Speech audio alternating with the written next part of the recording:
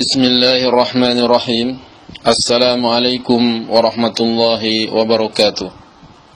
Saudara-saudariku kaum muslimin yang saya cintai, di antara problem yang menimpa kaum muslimin di Indonesia saat ini adalah kurangnya masjid-masjid di kota-kota besar. Banyak orang yang membangun masjid tetapi di kampung-kampung. Yang ada kalanya besar itu masjid di kampung tetapi kosong dari jamaah. Sementara di kota-kota besar kita bisa lihat sendiri, setiap sholat Jumat mereka yang datang terlambat seringkali tidak kebagian tempat.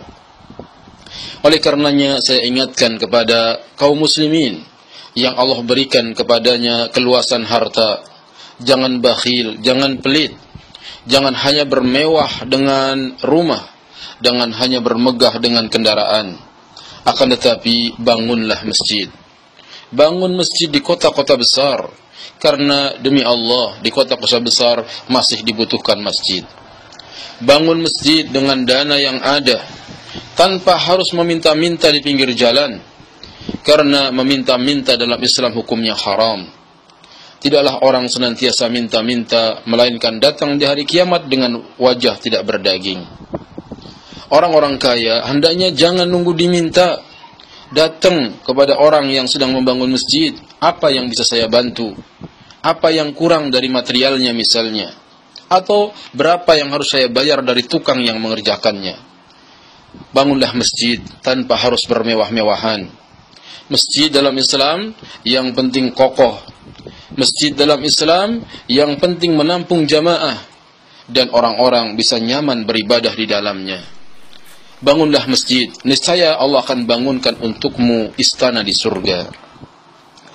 Yang kedua, saya ingatkan orang-orang yang telah membangun masjid, hendaknya diisi dengan salat berjamaah misalnya. Karena salat berjamaah di masjid hukumnya wajib. Allah Subhanahu wa taala berfirman, "Wa aqimus shalah wa atuz zakah warka'u ma'ar raqiin." Dirikanlah salat dan bayarlah zakat, dan rukuklah bersama orang-orang yang ruku, yaitu salatlah berjamaah.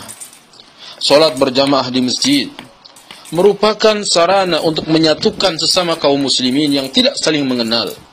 Salat berjamaah di masjid merupakan pelipat gandaan pahala yang besar. Nabi SAW bersabda, "Salatul jamaah afdal min salatil fadhi bi 27 darajah." Salat berjamaah itu lebih utama daripada salat sendirian 27 derajat. Salat berjamaah di masjid akan mendatangkan ketenangan, kenyamanan, dan jangan beralasan gara-gara ingin menjadi imam di rumah atau alasan membimbing anak istri di rumah kemudian dia tidak berangkat ke masjid. Rasulullah adalah pemimpin bagi istri dan anak-anaknya, tetapi Rasulullah tetap salat berjamaah di masjid. Apabila istrimu membutuhkan bimbingan, anak membutuhkan bimbingan, ajak istri dan anak kita ke masjid.